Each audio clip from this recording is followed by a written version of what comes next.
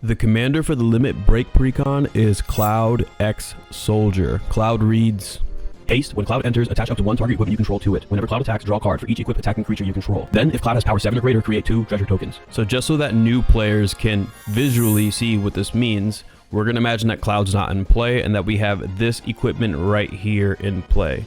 So ordinarily, we would have to pay 3 mana to equip this to a creature. But when we cast Cloud, we can have Cloud enter and we pick an equipment, which is going to be this Wrecking Ball arm. And we're just going to slide it over here like this, which means that it is now equipped to Cloud. And Cloud now has power 7, which is amazing because Cloud has haste, which means he can attack right now. So we're going to act like we're going to attack. And as he attacks, because he has power 7, we're going to create 2 treasure tokens that we can sacrifice to add 1 mana of any color to then potentially cast the card that we drew off of Cloud's ability. Now, if all that sounds like a lot, it's because it kind of is. You know, Cloud's gonna be drawing you cards, Cloud's gonna be generating mana, and it's gonna force you to make a lot of different decisions because you're moving through your deck, which is a good thing. But I believe for new players, the game plays best when it's as simple as possible. And luckily for new players, Wizards has added Tifa to this deck. Now, Tifa is a card that reads, whenever one or more creatures you control with power 7 or greater deal combat damage to a player, untap all creatures you control. If it's the first combat phase of your turn, there's an additional combat phase after this phase, and she has melee. So just so new players understand, melee means that if I attack this person over here, this person over here, and this person over here, that means that Tifa is going to get buffed for each player that I'm attacking, which means that her power would go from 4 to 7. So while Cloud is a card that's going to help you to draw cards, generate mana, and play creatures, and outside of this explanation, and as you get better at the game, just play Cloud. Cloud is an amazing card. But if you find that the decisions are too much for you to make after your first or second games, just think about swapping out to Tifa, because if you're able to put cards into play, like the ones you're going to see here, that are able to buff your creatures, and if you know, let's say I know I'm going to deal 7 damage to somebody, all I need to do is pay 4 mana, put Tifa into play, and now that Tifa's in play, I can go to attack with that creature, deal 7 damage, untap, and deal 7 damage again. That goes from 7 to 14 damage. And in a game where we have 40 life, that's almost half of somebody's life total. So basically what ends up happening is Tifa is a card that's just going to help you to end games. I want you to notice something. This card cares about equipment.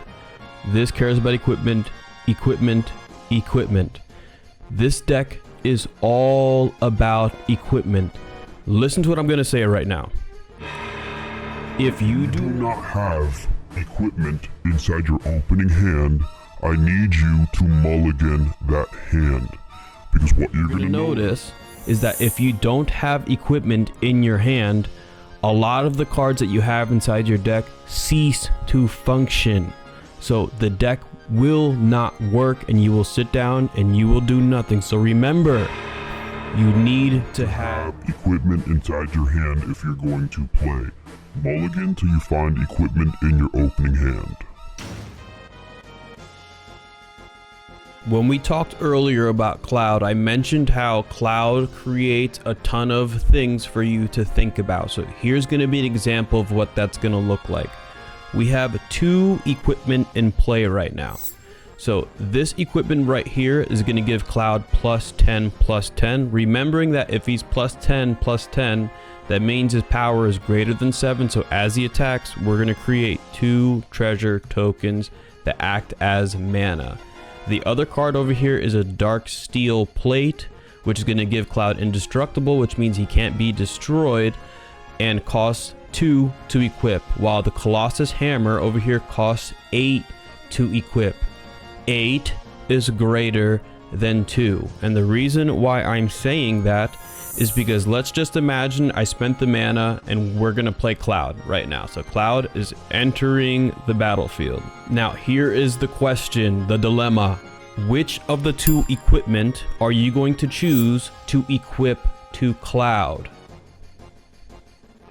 you are going to pick the Colossus Hammer to equip to Cloud, because the Colossus Hammer costs 8 ordinarily to equip, which means that as I equip Cloud, I completely avoid 8.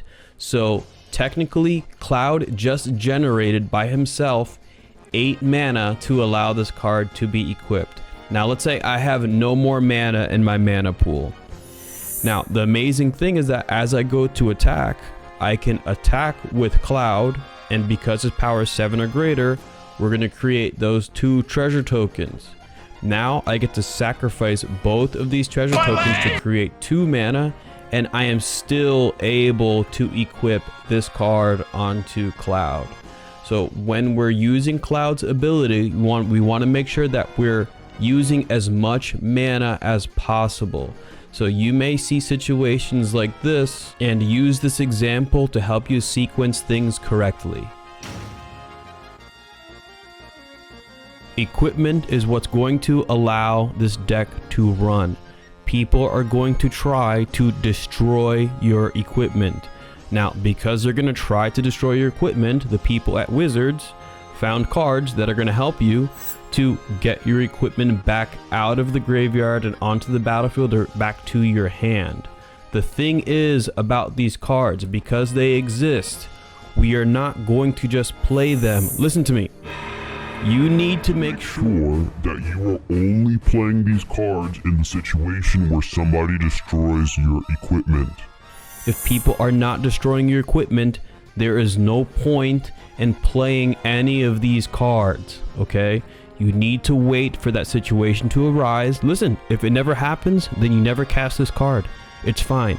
But if you have this on the battlefield and somebody then decides to destroy something, well, guess what? Now you're not getting that equipment back. Now, the last thing I always recommend is that you play test your commander decks. This means that you're going to shuffle up your deck, you're going to draw 7 cards, and you're going to pretend like you're playing against people. Because as you do this, it's going to allow you to see how the deck runs. And more importantly, what I'm going to recommend for new players is that you test playing as Cloud, learn. If you don't feel comfortable, try as Tifa. See which one you prefer, because either way, you're going to have fun, and this game is just about having fun, so you can't go wrong. So if you like this video, remember to like this video, because we make videos just like this for every single pre-con release. And if you're interested in buying any of the other Final Fantasy pre-cons, you can find all those videos on the channel as well. Now, if you're not subscribed to this channel, do not subscribe. What I recommend is that you click on the video up here and subscribe to the channel on that video, because if that video gets 1,000 subscriptions, I'm going to be giving away a commander deck. Make sure you comment on that video and tell me exactly what kind of deck you would like if you win. And if you want to support the channel, keep in mind that we do have channel memberships, and for as low as 99 cents, you can help me purchase pre-cons like this so that I can continue to make content just like this in the future, okay? Whenever I end these videos, I always say the same thing. Always remember, everybody, eat healthy, okay? Work out every single day. Most important, you guys got to remember to believe in yourself, all right? Peace out, people.